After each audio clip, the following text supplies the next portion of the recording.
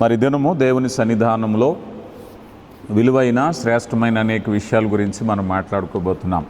ముఖ్యంగా ఈరోజు పనిని గురించి, మన జీవితంలో ఉపాధిని గురించి కొన్ని మాటలు చెప్తాను. మీలో అందరూ కూడా కష్టపడిన వాళ్ళని నేను అనుకుంటున్నాను. జీవనోపాధి నిమిత్తము ఉద్యోగమో, ఏదో ఒక పని, లేకపోతే పొలం పనో, ఏదో ఒక పని మీరు చేశారని నేను అనుకుంటూ ఉన్నాను. పనిని గురించి ఇప్పుడు ఉదాహరణకి మిమ్మల్ని అందరినీ సీనియర్ సిటిజన్స్ అంటారు, పెద్దవారుగా ఉన్నారు. ఈ సీనియర్ సిటిజన్స్గా మీకు కొన్ని అనుభవాలు ఉన్నప్పుడు మీ కుటుంబాలు ఆశీర్వాదకరంగా ఉండడానికి మీ అనుభవాలు మీ పిల్లలకు చెప్పాలి. మీ అనుభవాలు మీ కుమారుడికి, కుమార్తెకి, అల్లుడికి, కోడలకి, ఇంకా అవసరమైతే మనవాళ్ళకు కూడా పనిలో శ్రేష్టతను చెప్పాలి. జీవగ్రంథం మనిషి ఉపాధిని గురించి కూడా చెప్పింది కదా. మనం చాలాసార్లు అనుకుంటాం బైబిల్ అంటే ఏదో పరలోకంలో విషయాలు, మరణించిన తర్వాత విషయాలు కాదు. ఈనాటి ఆరోగ్యం గురించి చెప్తుంది బైబిల్. ఈనాడు ఎలా తినాలి, ఏం తినాలో చెప్తుంది బైబిల్. ఎలా మాట్లాడాలో చెప్తుంది బైబిల్. ఎలా విశ్రాంతి తీసుకోవాలో చెప్తుంది బైబిల్. నీ ఆదాయాన్ని ఎలా ఉపయోగించుకోవాలో చెప్తుంది బైబిల్.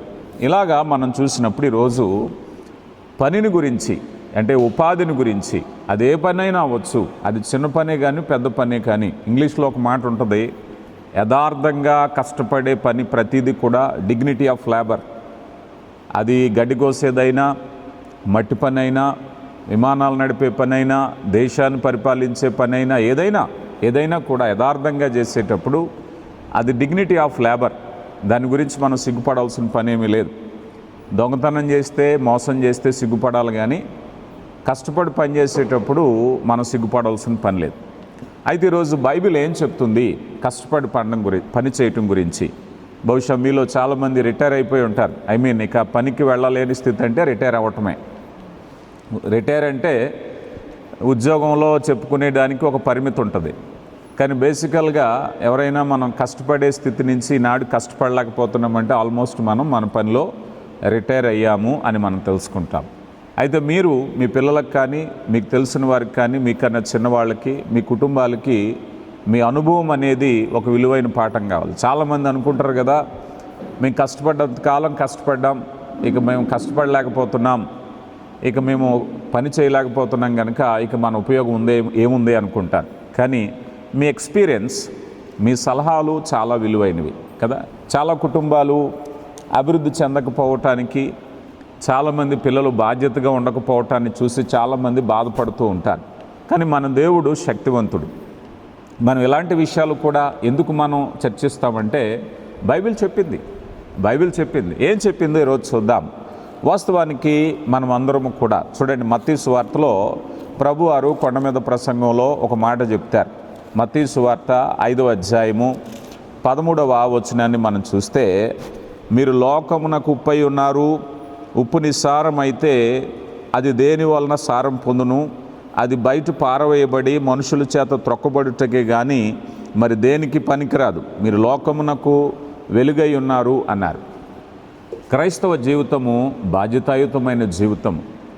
క్రైస్తవ జీవితము ప్రభావితం చేసే జీవితం. ఈరోజు చాలామంది ఇన్ఫ్లుయెన్స్ చేయటం అంటారు. అంటే నీ జీవన విధానము నీ బిడ్డల మీద, నీ కుటుంబం మీద ఇన్ఫ్లుయెన్స్ చేయాలి. అదే లోకానికి ఉప్పు. ఆ మాట మనం చెప్పాలి అంటే అర్థం చేసుకోవటానికి, లోకానికి కాకపోయినా మన కుటుంబానికి ఉప్పుగా ఉన్నామా లేదా కదా. ఉప్పు రుచికరమైనది. ఉప్పు ఏముందట, అన్నేసి చూడు నన్నేసి చూడు అందట. ఉప్పు లేకపోతే ఎన్నున్నప్పటికీ రుచి లేదు. అవి ఎన్ని దినుసులేసినా, ఎంత మాధుర్యంగా వండినా ఉప్పు లేకపోతే దాని రుచి కనిపెట్టలేరు ఎవరు కూడా కదా. అందుకని ఉప్పు రుచి. నీ కుటుంబానికి నువ్వు రుచిగా ఉండాలి, నీ బిడ్డలకి నువ్వు రుచిగా ఉండాలి, నీ మనవులకి రుచిగా ఉండాలి, నీ ఇరుగు పొరుగు వారికి రుచిగా ఉండాలి. దేవుని ప్రణాళిక, దేవుని ఉద్దేశం. అలా ఎప్పుడైతే నువ్వు రుచిగా ఉన్నావో, వెలుగుగా ఉన్నావో, నీ యొక్క ఇన్ఫ్లుయెన్స్ వారి మీద పడుతుంది. ఈరోజు దాని గురించే మనం తెలుసుకోబోతున్నాం. మీరందరూ నాతో మాట్లాడాలి. ఆ విషయాలు నేనేదో చెప్పుకుని వెళ్ళిపోతాను, మీరు మాట్లాడుతూ వినటం ఉండొద్దు. పేతురు గారు రాసిన మొదటి పత్రిక 2వ అధ్యాయము 12వ వచనములో అన్యజనులు మిమ్మల్ని ఏ విషయంలో దుర్మార్గులని దూషింతురో ఆ విషయములలో వారు మీ సత్క్రియలను చూచి వాటిని బట్టి దర్శన దినమున దేవుని మహిమపరచునట్లు వారి మధ్యన మంచి ప్రవర్తన గలవారై ఉండవలనని మిమ్మల్ని బ్రతిమాలు కొనుచున్నాను. ఏం ప్రవర్తన కలిగి ఉండాలండి? మంచి ప్రవర్తన. చూడండి, కొన్నిసార్లు మన ప్రవర్తన ఎలా ఇన్ఫ్లుయెన్స్ చేస్తుందంటే, ఒక కుమారుడో కూతురో లేకపోతే ఎవరో వయసు వచ్చిన వాళ్ళు కష్టపడట్లేదు అనుకోండి, బయట వాళ్ళు మనల్ని చూసి బుద్ధి చెప్పాలి. రే అబ్బాయి, మీ అమ్మని చూసి బుద్ధి తెచ్చుకోరా, మీ అమ్మ ఎంత కష్టపడిదో తెలుసా, నీకు ఎంత రెక్కలు ముక్కలు చేసుకుందో తెలుసా, నీకు ఆ బుద్ధి రాలేదేంట్రా నీకు అంటారా లేదా? మీ తల్లికి వచ్చిన బుద్ధి రాలేదేట్రా నీకు, ఎంత కష్టపడేది, సోమర్తనం వచ్చింది అని అంటే నీ ప్రవర్తన నీ కుటుంబానికి ఆశీర్వాదం కదా. అందుకే మనం సామెతల గ్రంథం 31వ అధ్యాయంలో ఆ స్త్రీని గురించి చెప్తూ అంటారు కదా, ఇదిగో ఆమెను చూసి ఆమె కుమారులు వారందరూ కూడా ధన్యురాలు అందురట కదా. ఒకవేళ మానవ జీవితాలు అయిపోయినా ఆ బిడ్డల మీద వారి ప్రభావం ఉంటుంది. అందుకని నీ జీవితము నీ కుటుంబానికి వెలుగుగా ఉండాలి, నీ కుటుంబానికి రుచిగా ఉండాలి. అలా ఎప్పుడైతే నీ జీవితము సరైనదిగా ఉంటుందో, ఈరోజు మనం చూసేది ఏమిటయ్యా అంటే పని గురించి ఒక అభిప్రాయం. ఈరోజు సొసైటీ ఎలా ఉందయ్యా అంటే, చాలా కుటుంబాలు ఆర్థికంగా పాడైపోవటానికి గల కారణం ఏమిటయ్యా అంటే, ఇక్కడ 3 విషయాలు ఉంటాయి, మీరు చాలా జాగ్రత్తగా వినాలి. 1 డబ్బు సంపాదించటం, 2 నీతిగా బ్రతకడం, 3 అనుదినము కష్టపడడం. 3 విషయాలు గమనించండి. 3 విషయాల్లో నీతిగా ఉండటం, ప్రతిరోజు కష్టపడటం, డబ్బు సంపాదించటం. ఈ 3 లోకం ఏం చేసిందో తెలిసిందా? మిగిలిన 2 పక్కన పెట్టేశారు. డబ్బు సంపాదిస్తే చాలు. ఏమంటారు? లోకం ఏం నేర్చుకుంది ఇప్పుడు? డబ్బు సంపాదిస్తే చాలు. నువ్వు రెగ్యులర్గా కష్టపడ్డావా లేదా అవసరం లేదు. నువ్వు ఎంత యథార్థంగా ఉన్నావు అవసరం లేదు. నీ ఉద్దేశం ఏమిటయ్యా అంటే, నువ్వు ఎంత డబ్బు సంపాదించావు అదే. లోకం ఒక ఆలోచనకు వచ్చింది, కోటి విద్యలు కూటి కొరకే, దానికోసమే కదా ఏం చేసినా. అలాంటప్పుడు ఏం చేయాలి అని. కానీ బైబిల్ ఏం చెప్తుందో తెలుసా? మీకు ముందే ఆన్సర్ చెప్పి తర్వాత నేను మిమ్మల్ని పాఠంలో తీసుకెళ్తాను. బైబిల్ చెప్పేది ఏమిటయ్యా అంటే, నువ్వు అనుదినం కష్టపడాలి, అనుదినము కష్టపడాలి, నీతిగా ఉండాలి, డబ్బు సంపాదించాలి. ఈ 3 ఖచ్చితంగా ఉండాలి. ఈ 3 లోకం 2 తీసేసింది, నువ్వు డబ్బు సంపాదిస్తే చాలు అని. అందుకే ఈరోజు యువత కష్టపడడానికి ఇష్టపడట్లేదు. మీకు తెలుసా, యువత కష్టపడడానికి ఇష్టపడట్లేదు. చాలామంది యువత తల్లి నుంచి తండ్రి నుంచి వచ్చే ఆస్తి ఏమన్నా ఉందా, దాన్ని ఎలా తినాలి, ఎలా ఎవరిని మోసం చేయాలి, సులువుగా డబ్బు ఎలా సంపాదించాలి. కానీ దేవుని వాక్యం దాన్ని అంగీకరించట్లేదు. నువ్వు కష్టపడు, యథార్థంగా ఉండు, ఒకవేళ దేవుడు అభివృద్ధి ఇస్తే సంతోషించు, తప్పేమీ లేదు. కానీ చాలామంది చేసే పని అదే. అందుకని వాక్యంలో మొట్టమొదటిగా మనం చూసేది ఏమిటయ్యా అంటే, నీ జీవిత ప్రాధాన్యతలలో మనం సాధారణంగా ప్రథమ స్థానము దేవునికి ఇవ్వాలి. మన హృదయంలో ప్రథమ స్థానం దేవునికి ఇవ్వాలి. అలాగా మన జీవితంలో పని ఎక్కడ ఉండాలి, మన బిడ్డలకు ఏం నేర్పిస్తున్నాం? చాలామంది నాకు బాగా తెలుసు, పెద్ద వయసు ఉన్నవాళ్ళు వాళ్ళ పిల్లలు కష్టపడడానికి ఇష్టపడరు. పిల్లలు వాళ్ళు కష్టపడడానికి ఇష్టపడరు. ఒకవేళ కనుక ఏమైనా సామర్థ్యం ఉండి ఏదైనా కొద్దిగా సంపాదించే అవకాశం ఉంటే ఇంట్లో కూర్చోబెట్టి వాళ్ళ మేపడానికే ఇష్టపడుతూ ఉంటారు. చాలా కుటుంబాలు నాకు తెలుసు, వారి పిల్లలకి పుట్టినరోజులు వచ్చినా ఇంకొక కార్యక్రమం వచ్చినా అమ్మమ్మ నాన్నమ్మ చూసుకోవాలి, ఇంకా వాళ్ళకి సంబంధం లేదన్నట్టు ఉంటారు. కారణం ఏమిటి? వాళ్ళ కష్టపడటం అలవాటు చేసుకోకపోవటం. కానీ దేవుని వాక్యం చెప్పేది ఏమిటయ్యా అంటే, నీ బిడ్డలకు నువ్వు నేర్పించేటప్పుడు కష్టపడటం అనేది ఒక విద్యలాగా నేర్పించాలి. చిన్ననాటి నుంచి కూడా ఒక పనిగా నేర్పించాలి. ఆడపిల్లలకి వంట పని నేర్పించాలి. ఈరోజు చాలామంది ఆడపిల్లలకి తెలియదని చెప్పటం స్టైల్ అయిపోయింది. సిగ్గుపడటం కంటే ఏమైంది, స్టైల్ అయిపోయింది కదా. కొంతమంది చూస్తూ ఉంటాం, ఇల్లు తొడవటం రాదంటారు. అదేనా బ్రహ్మ విద్య? చెప్పండి, అది ఎంత చిన్న విషయం. అది కూడా ఒక మాట చెప్పాలి అంటే సిగ్గుపడటం అంటారు. ఇది ఇల్లు తొడవటం రాదంటే సిగ్గుపడాలి. కానీ ఈరోజు చాలామంది అది గొప్పగా చెప్పుకుంటూ ఉంటారు. నువ్వు ఎంత డబ్బున్నవాడవైనా, మనం అదే అనుకున్నాం, పని చేయటంలో ప్రాధాన్యత ఉండాలి మనిషికి. ఈరోజు మనమే ఉన్నాం, మనం కూడా మనకు ఒక పని ఉండాలి. ఒకవేళ నీకు నీ జీవితంలో సంపాదన కొరకు చేసిన పనులు చేసిన రోజులు ఉండొచ్చు. మేబీ ఈరోజు అంత కష్టం నీ దగ్గర లేకపోతే ఏదో ఒక పనికి ప్రాధాన్యత, ఏదో నీ చేయగలిగిందే, నువ్వు ఇంటి పనిలోనే ఏదో ఒక ఆలోచన, ఖాళీగా ఉండొద్దు. దేవుని ప్రణాళిక ఏమిటయ్యా అంటే నీ పని విషయంలో ఒక ప్రత్యేకమైన ప్రణాళిక కలిగి ఉండాలి. ఈరోజు చాలామంది ఇళ్లలో మనం చూస్తూ ఉంటాం. కొంతమంది పురుషులు పనికి వెళ్ళకపోతే భార్యలు గొడవ పెట్టిన వాళ్ళని చూస్తాం. కొంతమంది తల్లులు వారి కుమారులు పనికి వెళ్ళకపోతే ఇదిగో బాధపడే వాళ్ళని ఎంతోమందిని మనం చూస్తూ ఉంటాం. కానీ వాక్యం చెప్పేది ఏమిటయ్యా అంటే నీ పని విషయంలో ప్రాధాన్యత అనేది చాలా ముఖ్యం. ఒక మనిషికి ఒక ప్రయారిటీ ఉండాలి. ఒక మనిషికి పని చేయాలి, ఎంత సంపాదించావు కాదు. చాలామంది అసంతృప్తిగా ఉంటారు, నేను చేసే పనికి నాకు వచ్చే జీతానికి సంబంధం లేదని. రాంగ్. నువ్వు పని చేయాలి. దేవుని నియమంలో మనం పని చేయాలి. ఆ పని మనల్ని ఏ స్థాయి నిపుణకు తీసుకెళ్తుందో తర్వాత విషయం, ఏ స్థాయి లాభం తెచ్చిపెడుతుందో తర్వాత విషయం. లేచి పని చేయటం ప్రారంభించు. అంటే మానవ జీవితంలో పని చేయటం అనేది చాలా ముఖ్యం. చాలామంది ఒక సందర్భం కోసం చూస్తూ ఉంటారు. ఒకేసారి ఇంత మొత్తం వచ్చి పడిపోయేది ఏదైనా ఉందా? ఈ చిన్న చిన్న జీతాలకు ఎవరేం చేస్తారు, ఈ చిన్న చిన్న పనులకు ఏం చేస్తారు అని. నో, నీ జీవితంలో పని చాలా ఇంపార్టెంట్.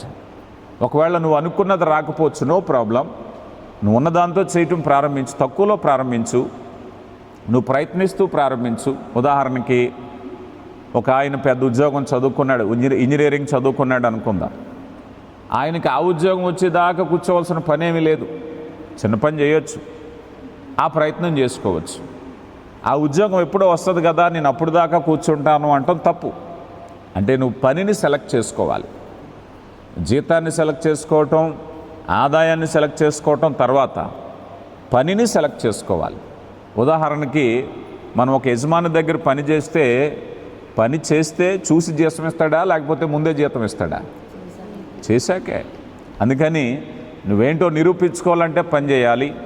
నువ్వు కష్టపడాలి అంటే నీ జీవితంలో పని భాగమై ఉండాలి. చాలామంది జీవితాల్లో పని అంటే అసహనం, పని అంటే సోమర్తనం, పని అంటే ఇబ్బంది, పని అంటే తప్పించుకోవడానికి ప్రయత్నిస్తారు. నో, యథార్థంగా దేవుని బిడ్డలుగా పని మన జీవితంలో భాగం. మన బిడ్డలకు అదే నేర్పించాలి. ప్రతిదినం కూడా కష్టపడటం అనేది ఒక భాగమై ఉండాలి. తిమోతికి రాసినటువంటి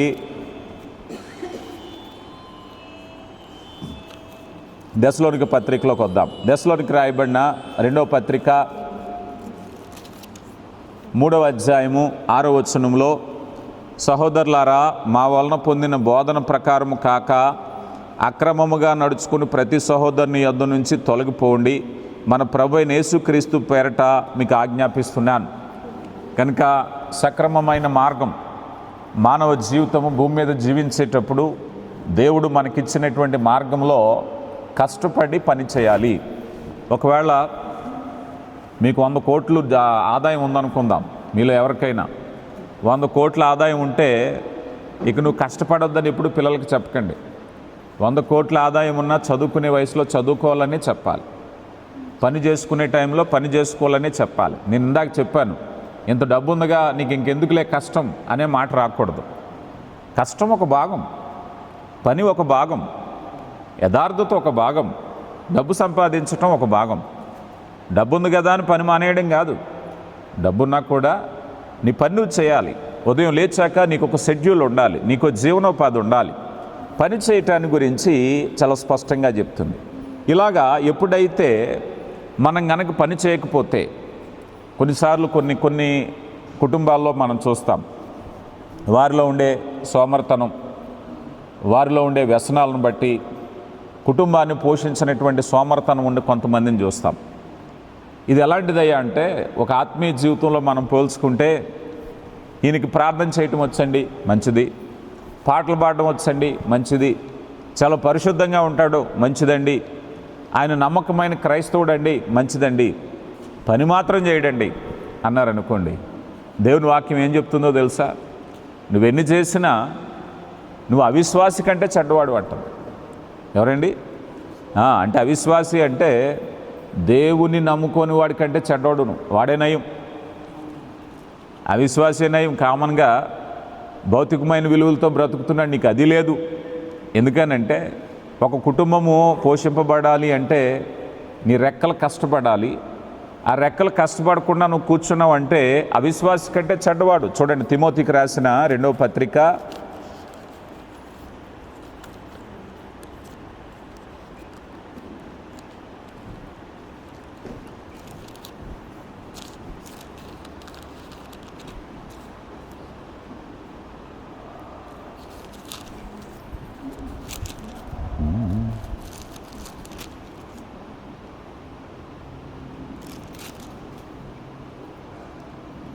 'రైట్' తన కుటుంబమును సరిగా పోషింపని వాని యొక్క పరిస్థితి ఎలా ఉంటుందట?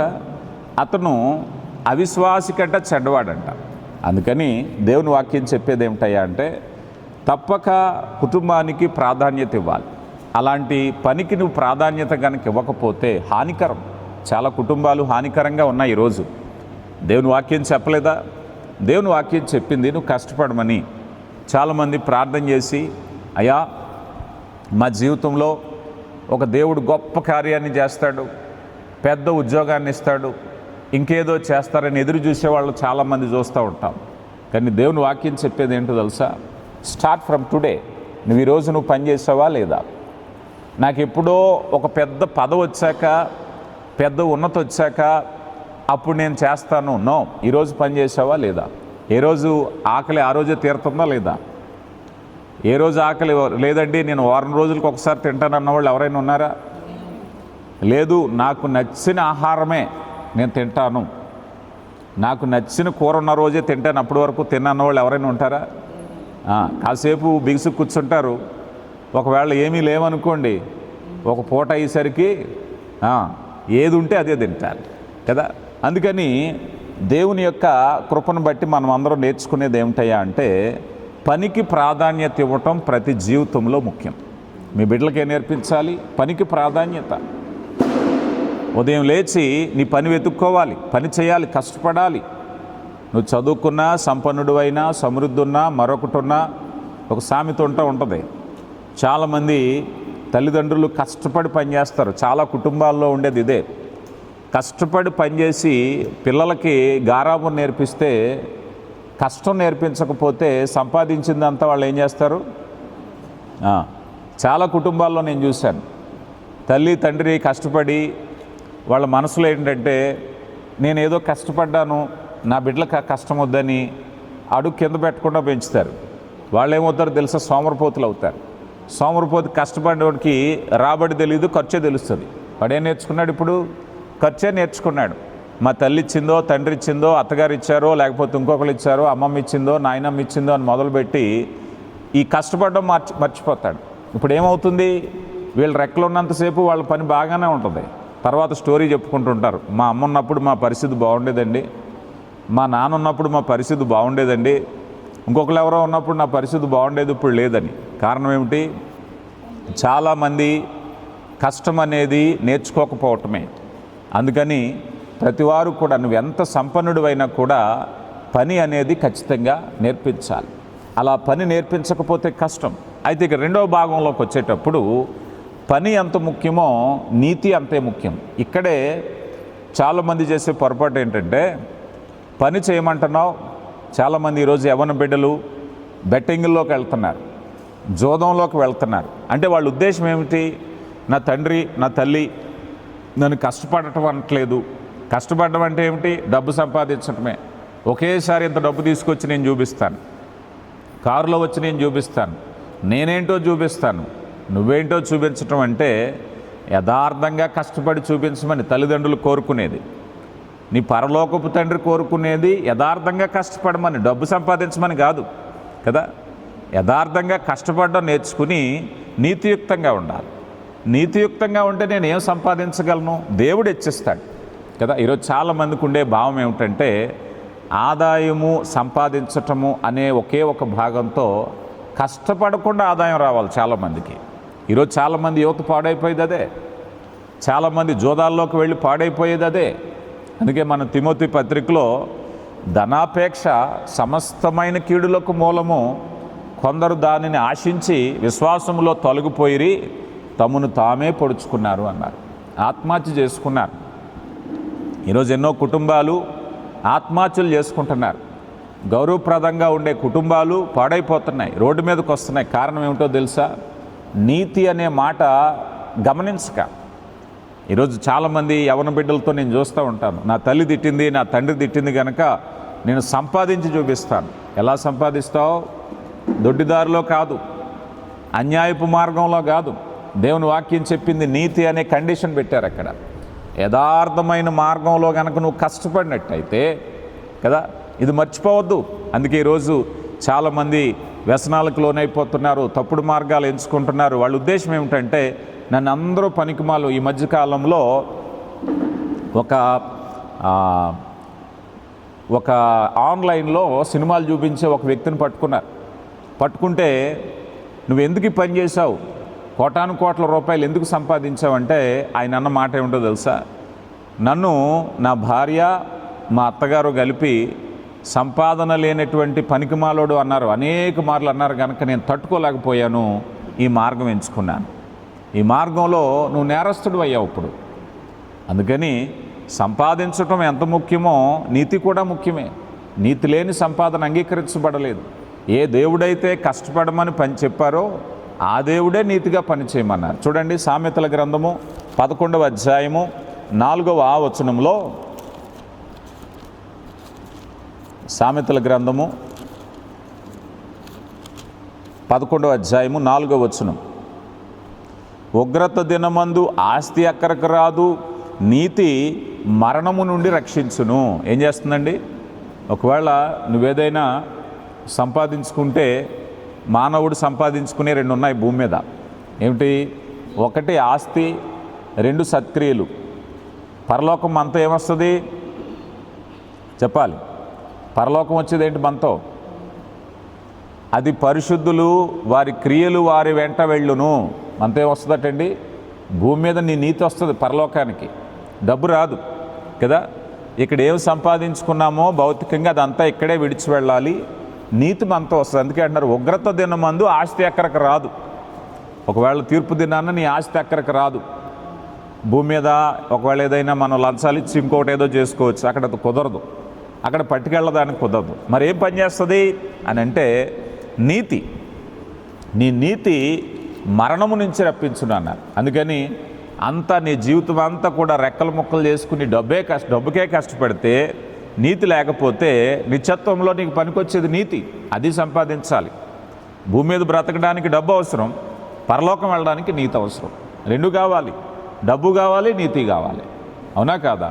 నీతి లేని డబ్బు ఏమవుతుందట? మరణము నుంచి నిన్ను తప్పించదు. చూడండి, సామెతల గ్రంథం 11వ అధ్యాయము 28వ వచనంలో, ధనమును నమ్ముకున్నవాడు పాడైపోవును, నీతిమంతుడు చిగురాకు వలె వృద్ధినందును. ఏం చేస్తాడటండి? నీతిమంతుడు చిగురాకు వలె వృద్ధి అవుతూ ఉంటాడు. ధనాన్ని నమ్ముకున్నాడు, ఏం నమ్ముకోలేదు? నీతిని నమ్ముకోలేదు, దేవుడిని నమ్ముకోలేదు, ఇంకేమీ లేదు, అంత ధనమే. ఎంతోమంది ధనాన్ని పోగు చేసి బిడ్డల దృష్టిలో చెడ్డైపోయిన వాళ్ళు ఉన్నారు. ధనాన్ని సంపాదించుకుని, ఎందుకో తెలుసా?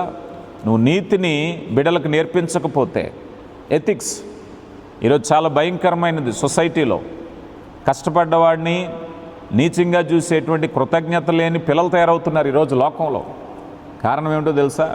అందుకే తిమోతి పత్రికలో అంత్యకాలములలో అపాయకరమైన కాలం వస్తుందట. ఆ కాలములో తల్లిదండ్రుల మీద దయలేని వారు బయలుదేరతారు. కారణం ఏమిటట? వారిలో ఎథిక్స్ లేవు, వారి నీతి పొందుకోలేదు, వాళ్ళ డబ్బే. ఒక తల్లిని తండ్రిని కూడా డబ్బు రూపంలోనే చూసే జనం బయలుదేరారు. ఒక తల్లి అయితే నీ వల్ల నాకు ఉపయోగం ఏమిటి, తండ్రి అయితే నాకు ఎంత ఆస్తి ఇచ్చావు, ఎంత సంపాదించావు, ఎంత ఇస్తున్నావు, అంతవరకే. ప్రేమలు లేవు, అనురాగాలు లేవు. అందుకని ఇక్కడ మనం చూసినప్పుడు నీతి నీ సంపాదనలో భాగమై ఉండాలి. నీతిమంతుడు చిగురాకు వలె వృద్ధి చెందును. ఈరోజు మొన్న బెంగళూరులో ఒక పెద్ద బిజినెస్ టైకూన్ అంటే వేల కోట్ల అధిపతి. అతనికి చాలా పేరు ప్రఖ్యాతులు ఉన్నాయి. పెద్ద పెద్ద రాజకీయ నాయకులు, సినిమా నటులకి కూడా అప్పివ్వగలిగిన స్థితి, విశాలమైన బంగ్లా. ఆయన ఒక సందర్భంలో తన గన్న తీసుకుని ఆయనే కాల్చుకుని చనిపోయాడు. ఉగ్రత దినమందు ఆస్తి అక్కడికి రాదు. నీతి ఏం చేస్తుందట? చిగురాకు వలె వృద్ధి చేయండి.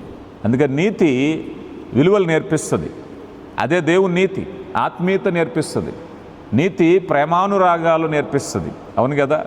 ఒక ఆస్తి కోసం అన్నదమ్ములు గొడవాడుకోవడం చూసాం. వారి మధ్య నీతి లేదు, ఆస్తి ఉంది కానీ. అవునా లేదా? వారి దగ్గర నీతి లేదు, ఆస్తి ఉంది. ఆస్తి లేనప్పుడు ఏమవుతుంది? నీతి లేనప్పుడు ఏమవుతుంది? ఏమైనా చేస్తాడు అపకారం తలపెట్టడానికి. నీతి చాలా ముఖ్యం. చూడండి, సామెతల గ్రంథము 16వ అధ్యాయము 18వ వచనాన్ని కూడా మనం చూస్తే, నాశనమునకు ముందు గర్వము నడుచును, పడిపోవుటకు ముందు అహంకారమైన మనసు నడుచును. ఇవన్నీ కూడా నీతి లేని జీవితాలు. అందుకే నీ పనిలో ఏముండాలయ్యా అన్నట్లయితే, ఇదిగో నీతి అనేది ఉండాలి. కష్టపడాలి, యథార్థంగా పనిచేయాలి కదా. నువ్వు పనిచేసే యజమానుడితో నీతిగా ఉండాలి, నువ్వు పనిచేసే ప్రాంగణంలో నీతిగా ఉండాలి, తోటి పనివారితో నీతిగా ఉండాలి, నీకు వచ్చే రూపాయితో నీతిగా ఉండాలి. ఆ నీతి చిగురాకు వలె వృద్ధి చేయును అన్నారు. ఇక రెండవది, ఈ భాగంలో మనం చూసినట్లయితే పనికి ప్రాధాన్యం ఇవ్వటం అనే విషయంలో మనం ఇంకొక భాగాన్ని మనం చూసినట్లయితే, మన పనులలో దేవుని చిత్తాన్ని ఆకర్షించాలి. మనలో చాలామందికి ఉండే భావం ఏమిటంటే, ఆదివారము ఆరాధనకి వెళ్ళినప్పుడే దేవుడి పని, నేను నా వ్యాపారంలో ఉన్నప్పుడు, నేను డబ్బు సంపాదించుకున్నప్పుడు ఇది వేరే ప్రపంచం అనుకుంటారు. కానీ నీ పనిలో కూడా దేవుణ్ణి ఆకర్షించాలి, నీ పనిలో కూడా దేవుణ్ణి ఆహ్వానించాలి. యేసేపు తన పనిలో దేవుణ్ణి ఆహ్వానించాడు. నీ వంటగదిలో దేవుడు ఉండాలి, నీ వ్యాపార స్థలంలో దేవుడు ఉండాలి, నీ వ్యవసాయ భూమిలో దేవుడు ఉండాలి, నీ వ్యాపార ఉద్యోగంలో దేవుడు ఉండాలి, నువ్వు పనిచేసేటువంటి నీ ఆఫీసులో దేవుడు ఉండాలి. ఎందుకంటే అక్కడ దేవుడు లేకపోతే లంచం తీసుకునే వాళ్ళు ఎక్కువైపోయారు, మోసం చేసుకునే వాళ్ళు ఎక్కువైపోయారు. అవునా కాదా?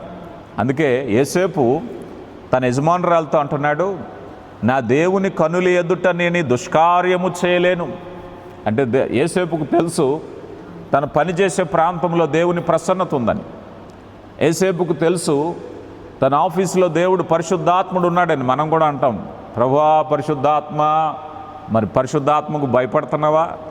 అదే చెప్తున్నారు. అందుకే నీ పనిలో దేవుణ్ణి ఆకర్షించాలి, ఆహ్వానించాలి. అయ్యా, దేవుని ఎదుట దేవుని సన్నిధికి వచ్చినప్పుడు నేను ఎలా ఉంటానో నా పనులు కూడా నేను అలాగే ఉంటాను.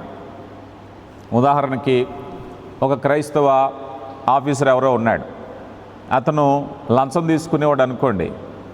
అవతల వ్యక్తి లంచం ఇచ్చే ఆయన, ఏమంటే మీరు ఆరాధనలో ఉండగా చెప్పండి, నేను వచ్చి లంచం ఇస్తాను అన్నారు అనుకోండి. ఏమంటాడు ఈయన? అబ్బాయి ఇక్కడ వద్దు, మరో చోటిద్ది కానీ నేను ఏదో ప్లేస్ చెప్తాను, మా ఇంటికి వచ్చి ఇవ్వండి అంటాడు. అంటే అతని ఉద్దేశం ఏమిటి? ఇక్కడే దేవుడు ఉన్నాడు, అక్కడ లేడనా? ఎక్కడైనా దేవుడు ఉన్నాడు. అబ్బాయి, నువ్వు ఇచ్చే లంచము నువ్వు ఎక్కడిచ్చినా నాకు ప్రమాదమే, నాకొద్దు, ఎందుకంటే నా దేవుడికి తెలుసు. అందుకని నీ పనిలో దేవుని ఆహ్వానించు. కష్టపడి పని చేసే చోట ఏమైనా వస్తువులు లెక్క పెట్టేటప్పుడు సగం ఇలా గోల్మాల్ చేసేవాళ్ళు ఉంటారు. నో, దేవుడు ఉన్నాడు ఇక్కడ, నేను దేవుని ఆహ్వానించాను. ఈరోజు ఉదయం నేను పని చేసుకోవడానికి వచ్చేటప్పుడు ప్రార్థన చేసి, దేవా నీ సన్నిధి నాతో ఉండులాగా నేను ప్రార్థన చేసి వచ్చాను. కనుక దేర్ ఈజ్ నో ఛాన్స్, నేను తప్పు చేయడానికి లేదు, నా యజమానుని మోసం చేయడానికి లేదు, నా కస్టమర్ని మోసం చేయడానికి లేదు. చాలామంది దుకాణాల్లో మోసం, వస్తువుల్లో మోసం, రేట్లలో మోసం. దేవుని ఆహ్వానిస్తే ఆ పని చేయటానికి అవకాశం లేదు. ఇక అదేవిధంగా మనం చూసినట్లయితే ఈ పని విషయంలో ఒకసారి మనం ఆలోచన చేస్తే, యేసేపును దేవుడు ఎలా ఆశీర్వదించాడు చూడండి. ఆదికాండము 39వ అధ్యాయంలోకి వస్తే, ఆదికాండము 39వ అధ్యాయము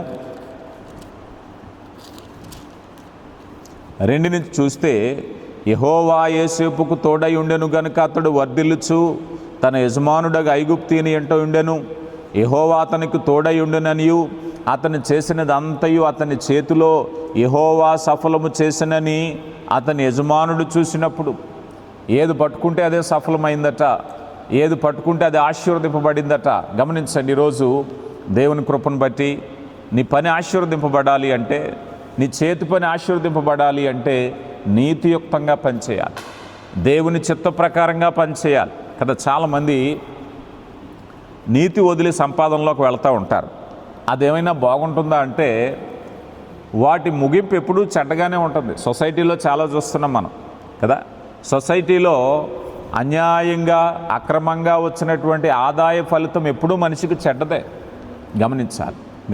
ఎందుకంటే దేవుని వాక్యం మనం ఎప్పుడైతే కానీ మనం పొందే దానితో మనం సంతృప్తిగా ఉండి మనం ఎప్పుడైతే పని చేస్తూ ఉన్నామో జాగ్రత్తగా గమనించండి, దేవుడు ఆశీర్వదిస్తాడు. దేవుడు ఆశీర్వదించే దేవుడు. అందుకని దేవుని చిత్తం మనతో ఉండాలి. ఒకవేళ దేవుని చిత్తం లేకపోతే నీకు వచ్చేటువంటిది ఆదాయం అంతా చిల్లుబడ్డ సంచులు అయిపోయినట్టు అయిపోతూ ఉంటుంది. చాలామంది అంటూ ఉంటారు, అయ్యా ఆదాయం వస్తుందండి, నిలబడట్లేదు, మా ఇంట్లో వాస్తు తేడా వచ్చింది అంటాడు. వాస్తు కాదు, నీ బుద్ధి తేడా వచ్చింది. బుద్ధి సరి చేసుకోవాలి. నీ ఆదాయం నీతి మార్గంగా ఉండాలి.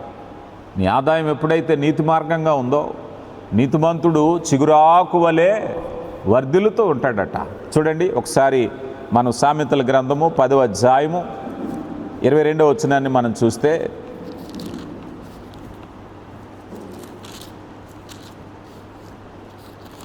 పదవ అధ్యాయం 22వ వచనాన్ని, యెహోవా ఆశీర్వాదం ఐశ్వర్యం ఇచ్చును, నరుల కష్టము చేత ఆశీర్వాదము ఎక్కువ కాదు. ఏం చేయాలి ఇప్పుడు?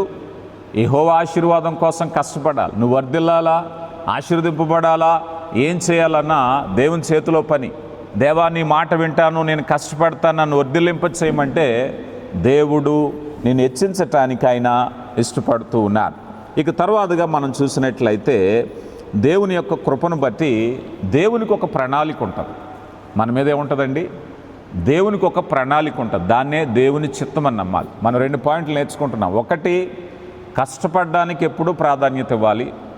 కష్టపడేది న్యాయయుక్తంగా నీతివంతంగా కష్టపడాలి. ఇలా కష్టపడినప్పుడు ప్రతిఫలం దేవుని మీద. కొన్నిసార్లు మనం ఎప్పుడైనా చూస్తే ఒక 2 వ్యక్తులు ఉన్నారనుకుందాం. ఈయనకి పని ఎక్కువ, ఆదాయం తక్కువ. మరొక ఆయనకి పని తక్కువ, జీతం ఎక్కువ. అవునా కాదా? కష్టపడి పనిచేస్తూ ఉంటారు చాలామంది, జీతం తక్కువ వస్తూ ఉంటుంది. కొంతమంది ఊరికే పని ఏమి ఉండదు, జీతం ఎక్కువ వస్తూ ఉంటుంది. అలాంటప్పుడు మనం ఎలా బేరీజు వేసుకోవాలి? ఆశీర్వదించేవాడు దేవుడే. ఓపిక పట్టాలి. ఆయన బలిష్టమైన చేతి కింద దీన మనస్కులై ఉంటే తగిన కాలమందు హెచ్చిస్తాడు.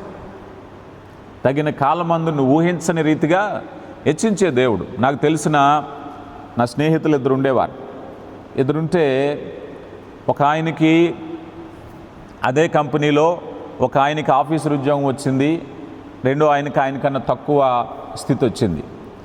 వస్తే ఈ ఆఫీసర్గా ఉండేటటువంటి వ్యక్తి రాను రాను తన స్నేహితుడిని కూడా చూడకుండా ఇబ్బంది పెట్టేవాడు.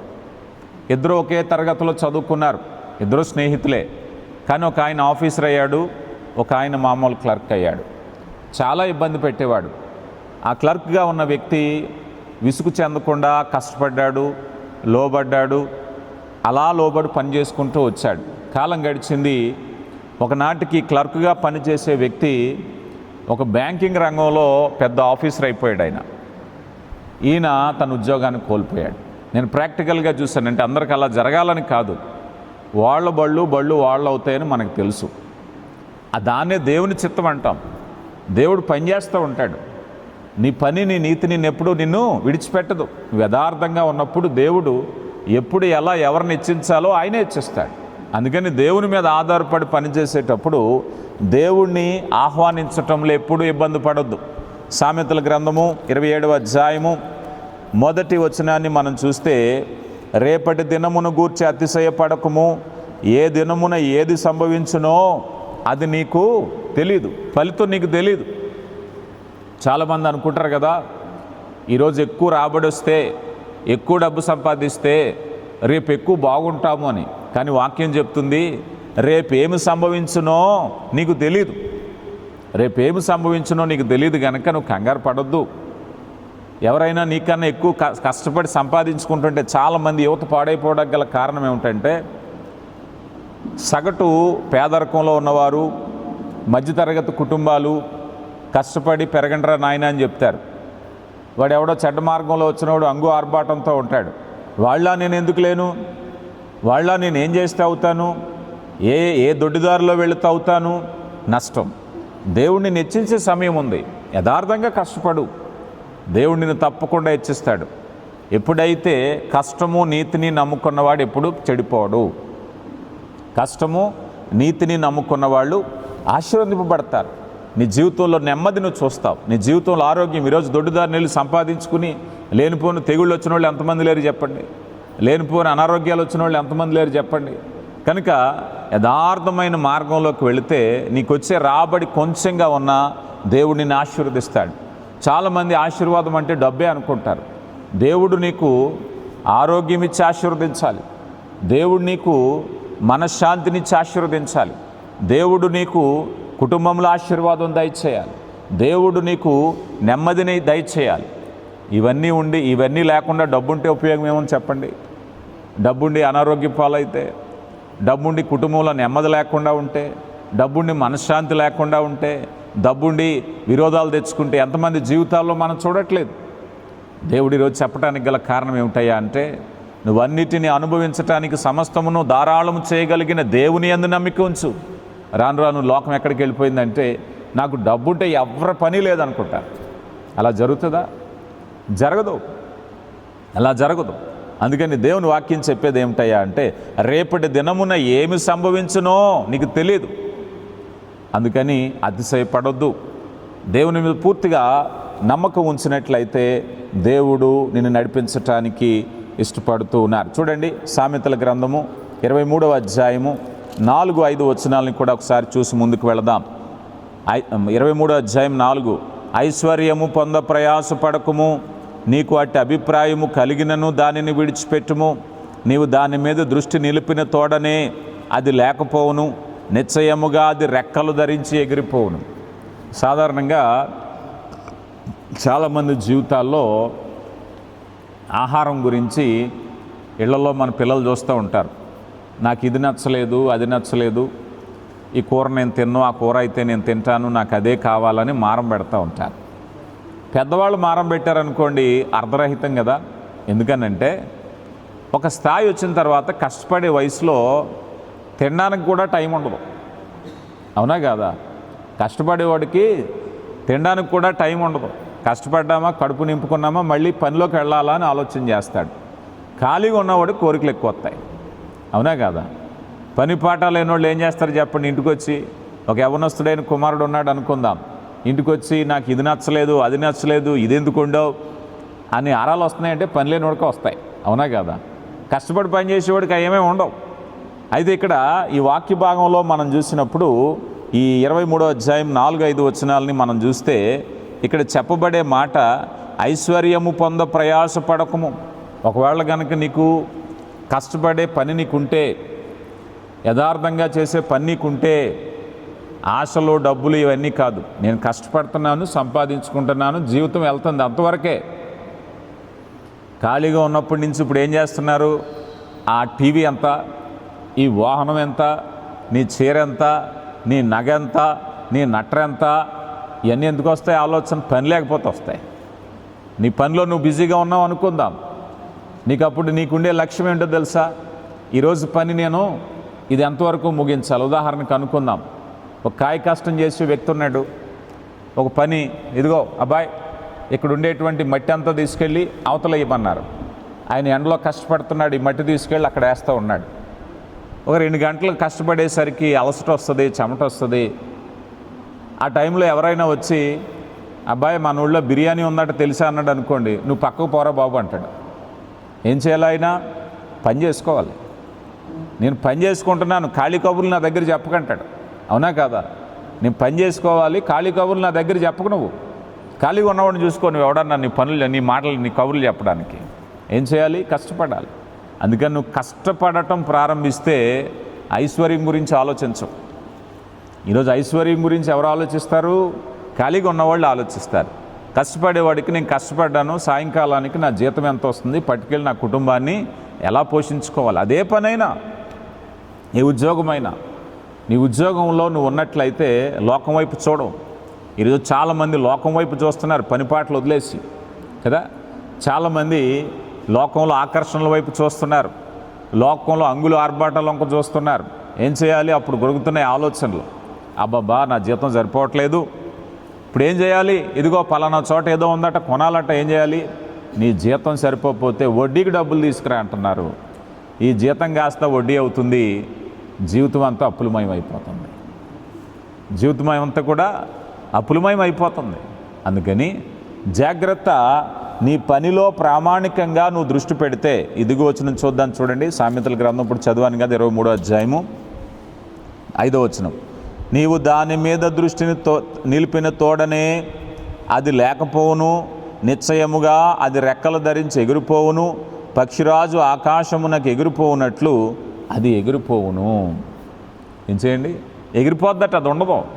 కనుక యథార్థమైన దాంట్లో మనం చూసేది మనం నీతిగా జీవించటం. ఇక తర్వాత విషయం చూసినట్లయితే, మనము మన జీవితంలో విజయం సాధించాలంటే ఏం చేయాలి? చాలామంది వారు విజయం సాధించడానికి ఏం చేయాలి అంటే, ఈరోజు లోకంలో రాజకీయ నాయకులు మొదలుకొని చాలామంది దొడ్డిదారులు ఏమున్నాయి, మోసకరమైన మార్గాలు ఏమున్నాయి, ఇవన్నీ వెతుక్కుంటున్నారు. కానీ విజయవంతమైనటువంటి పనికి దేవుని వాక్యం చెప్పేది ఏమిటయ్యా అంటే, నీవు చురుకుగా పని చేయటం నేర్చుకో. చాలామంది నిద్రపోయి ఆలోచన చేస్తూ ఉంటారు, చాలామంది పకటగల్లగంటూ ఉంటారు, చాలామంది కాలు కిందెట్టకుండా ఊహల్లో బ్రతుకుతూ ఉంటారు. కానీ విజయవంతమైనటువంటి జీవిత రహస్యం చురుగ్గా ఉండాలి. సోమర్తనం పక్కన పెట్టేయి, ఉల్లాసంగా కష్టపడటం. ఎప్పుడైతే పని చేయటం ప్రారంభించావో చూడండి, సామెతల గ్రంథంలో 10వ అధ్యాయము 26వ వచనాన్ని మనం చూస్తే, 10వ అధ్యాయము 26వ వచనం. సోమరి తనను పనిపెట్టుకుని వారికి పండ్లకు పులుసు వంటివాడు, కండ్లకు పొగ వంటివాడు. ఏమంటారు? ఏదైనా మీరు మంచి ఆహారం, మిమ్మల్ని ఎవరైనా పెళ్ళికి పిలిచారు, రకరకాల ఆహార వస్తువులు పెట్టారు, బిర్యానీలు, స్వీట్లు అన్నీ పెట్టారు. పెట్టి ముందుగా ఒక పదార్థం ఇచ్చారు.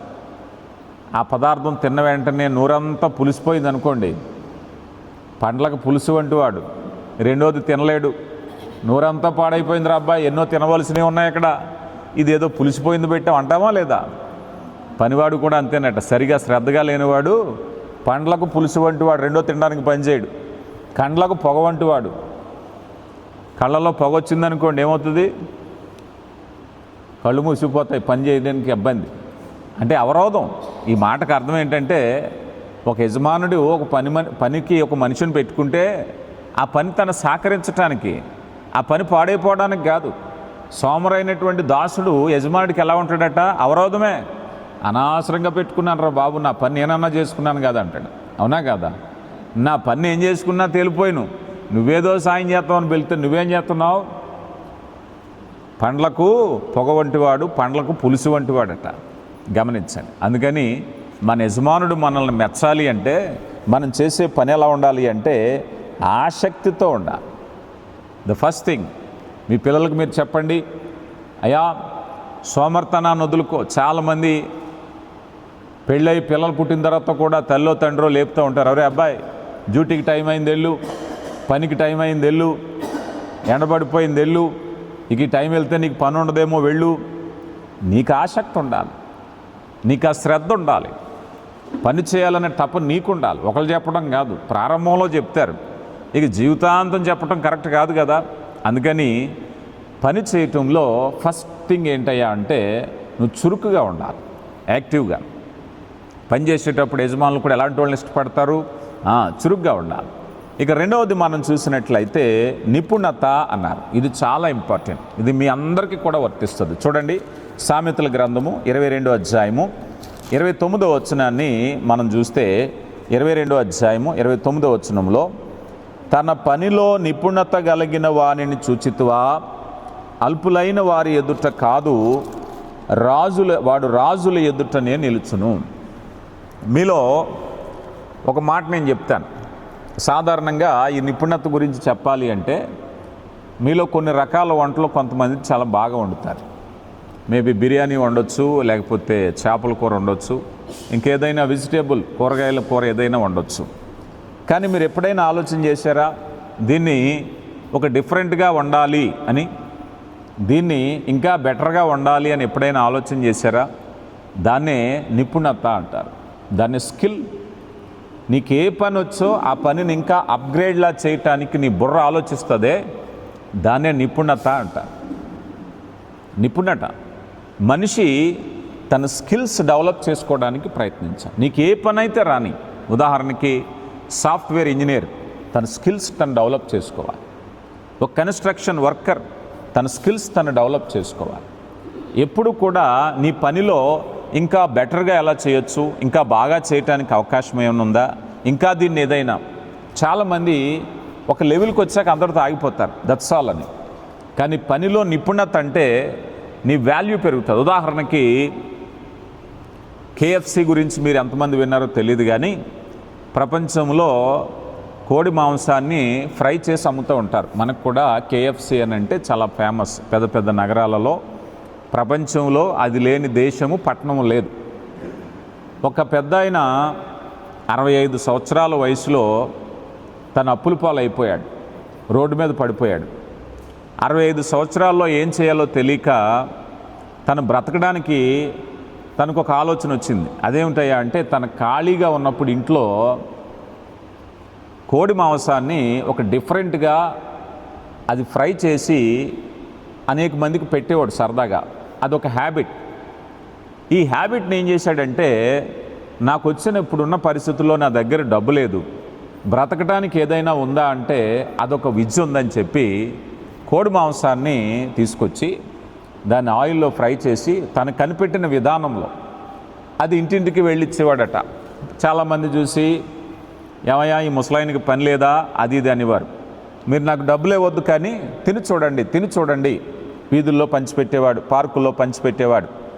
పంచిపెడుతుంటే చాలామంది మొదట్లో ఇబ్బంది పడ్డా తర్వాత ఇదేదో బాగానే ఉందే, ఇదేదో రుచిగా ఉందే, ఈ ముసలాయన మళ్ళీ వస్తాడేమో చూద్దాం అంట మొదలుపెట్టారు.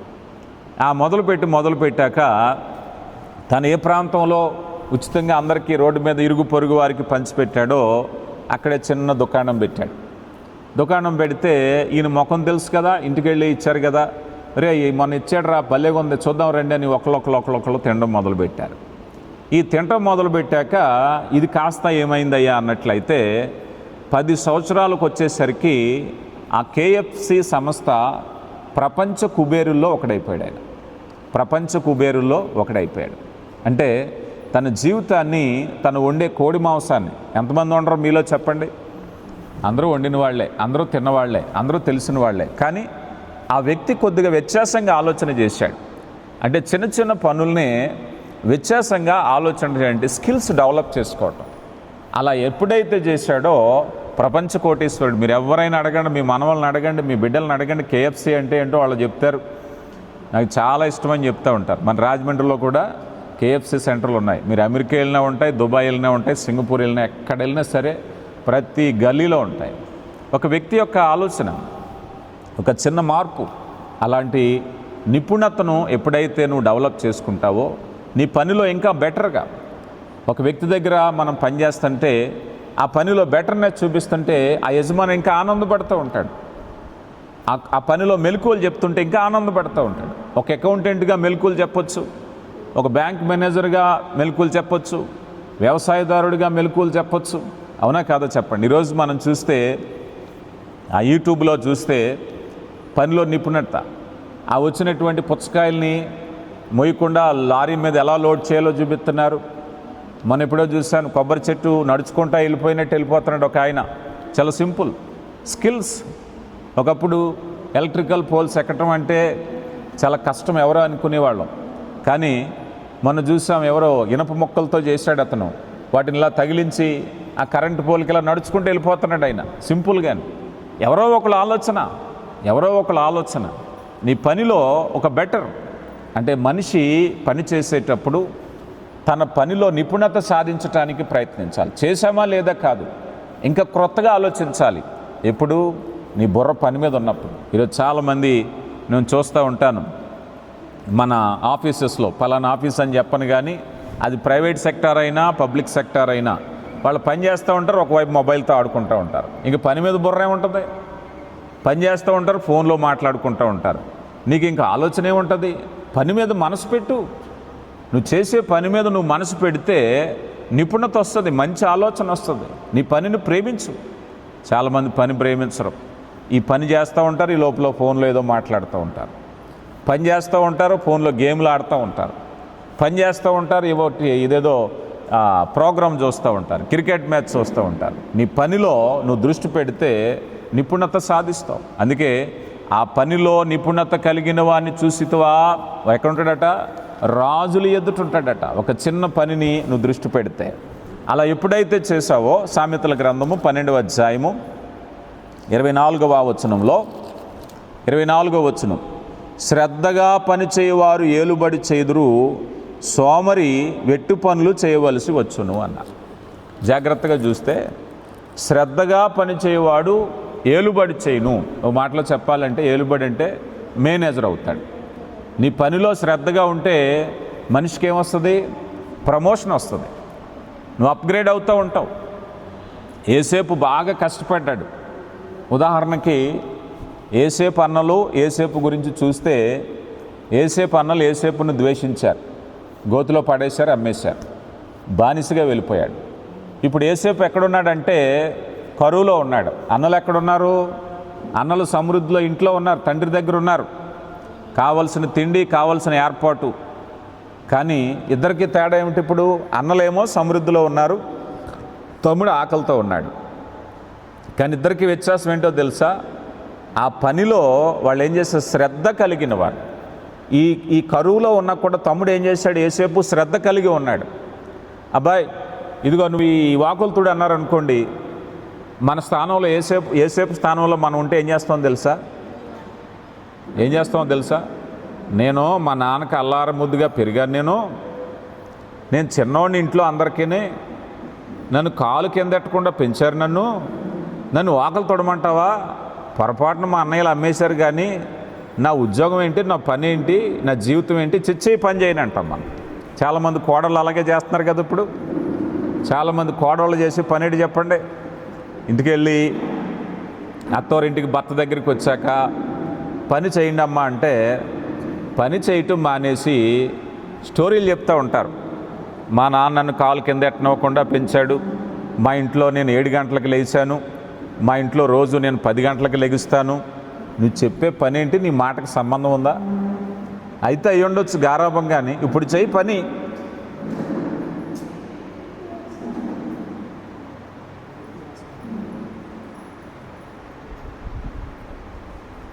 నువ్వు చెప్పే ఇప్పుడు అన్న పనికి దానికి సంబంధం ఉందా? ఇప్పుడు చెయ్యి. ఏసేపు కూడా అనొచ్చు. ఏసేపుకు కూడా చాలామంది కొత్త కోడల్లాగా 100 చెప్పచ్చు. మా నాన్న నన్ను చాలా అల్లారు ముద్దుగా పెంచుకున్నాడు, నేను చిన్న కొడుకుని, నేనంటే చాలా ప్రాణం అని. ఏసేపు శ్రద్ధ కలిగిన వాడు. వాకలు తొడవమంటే తుడిచాడు, నీళ్లు తెమ్మంటే తెచ్చాడు, గడ్డి కోయమంటే కోసాడు. ఎప్పుడు ఇంతకుముందు చేయని పనే అయినప్పటికీ తాను ఏ స్థితిలో ఉన్నాడో ఆ స్థితిలో శ్రద్ధగా ఉన్నాడు అంతే. దేవుడు నన్ను ఇక్కడికి నడిపించాడంటే ఇక్కడ ఈ పని చేయాలనుకున్నాడు అంతే. చాలామంది పని చేయమంటే నేను చదువుకున్నానంటారు, చాలామంది పని చేయమంటే ఏదో కారణం చెప్తారు.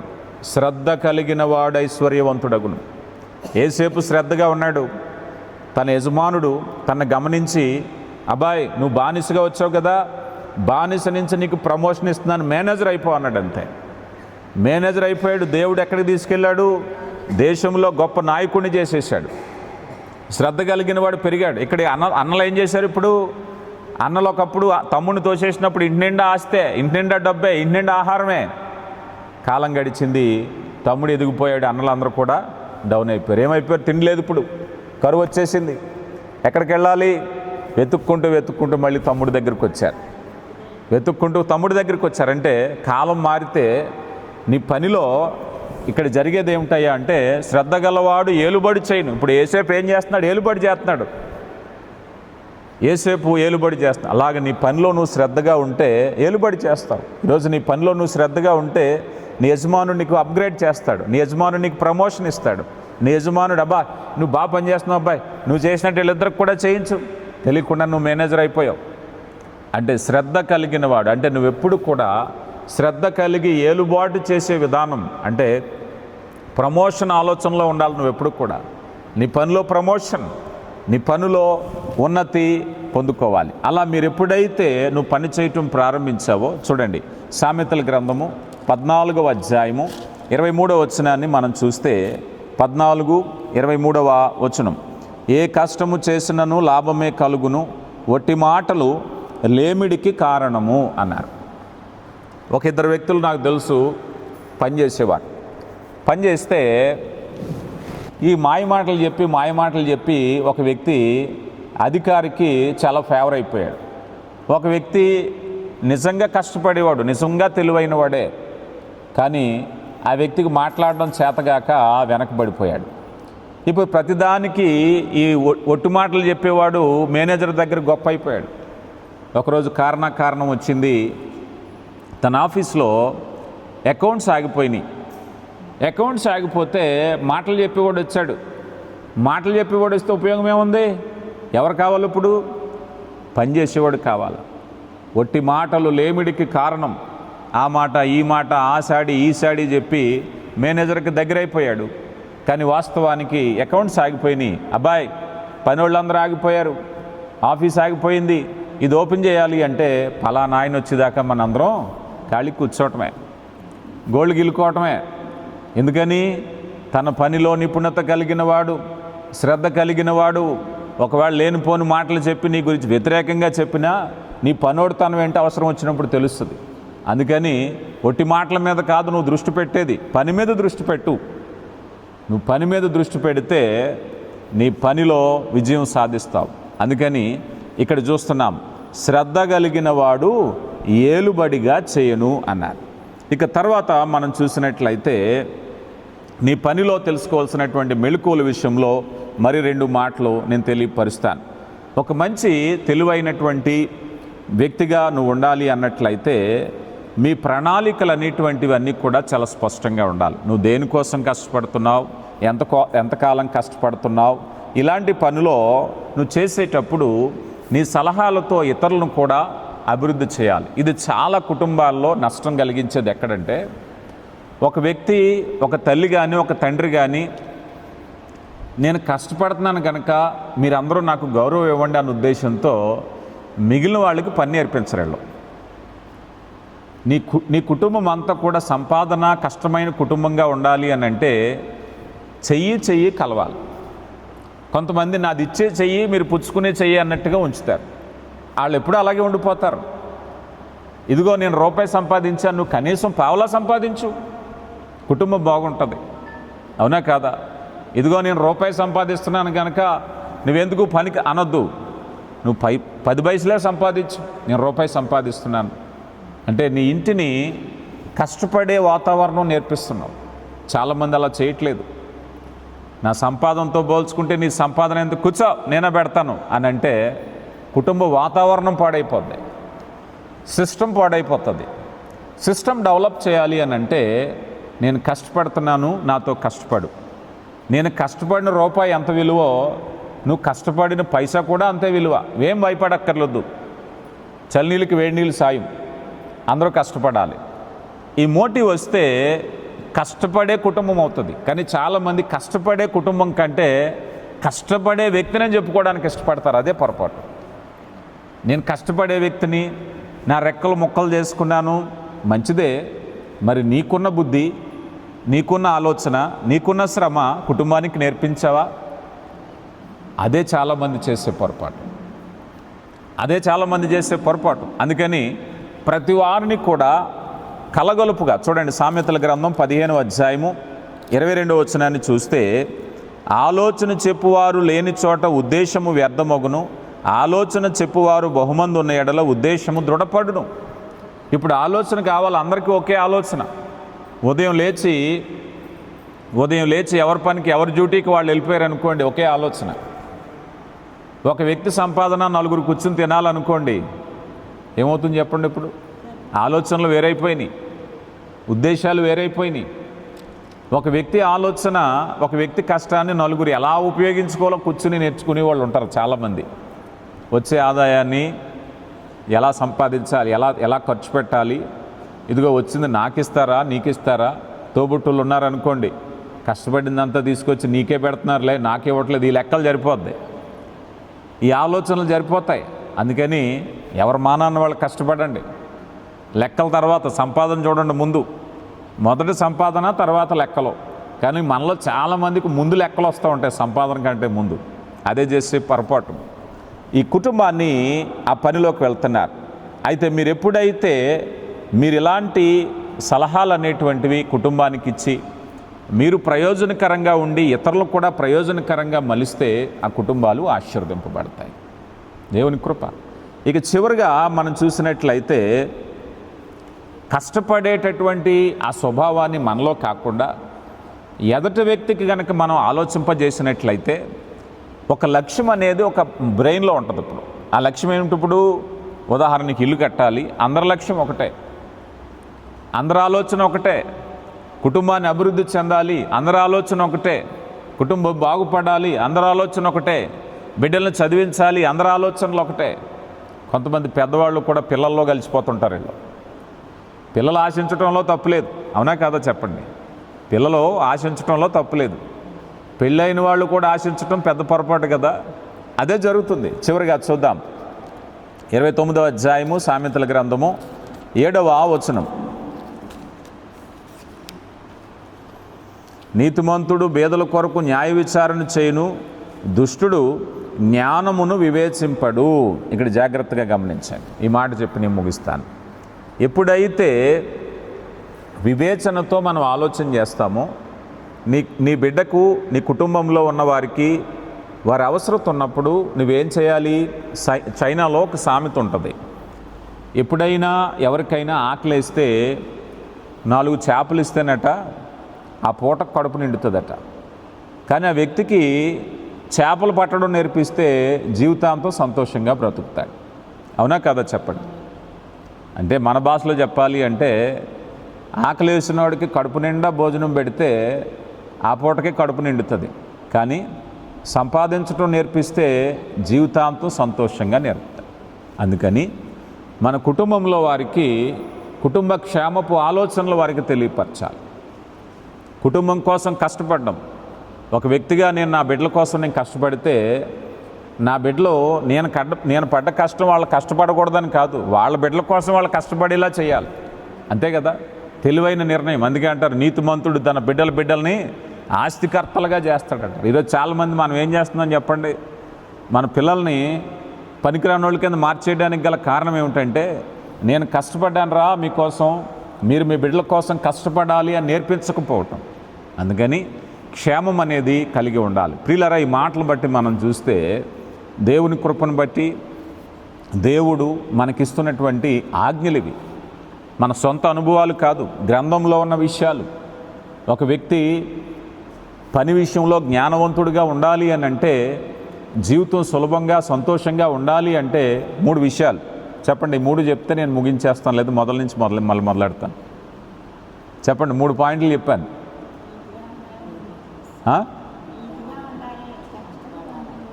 3 పాయింట్లు చెప్పే ప్రారంభించాను నేను. మనిషి జీవితంలో కష్టపడటం ఒక విధి. ఆ కష్టపడటం ఎలా ఉండాలి? నీతిగా ఉండాలి.